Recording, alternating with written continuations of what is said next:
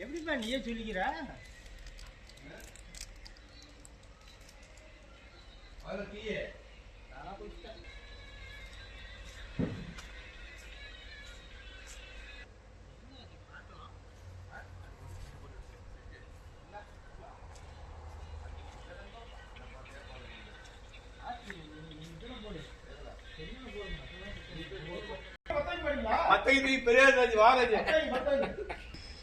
சும்மா நிக்காதீங்க, அதான் பேசிட்டு இல்லைங்க.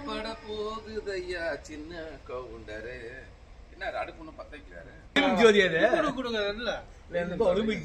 ஆமா சூப்பர் நண்பா. குச்சிங்க எடு முதல்ல பெருசு ஏற்றி வர இடுப்புல நிற்க எத்தனை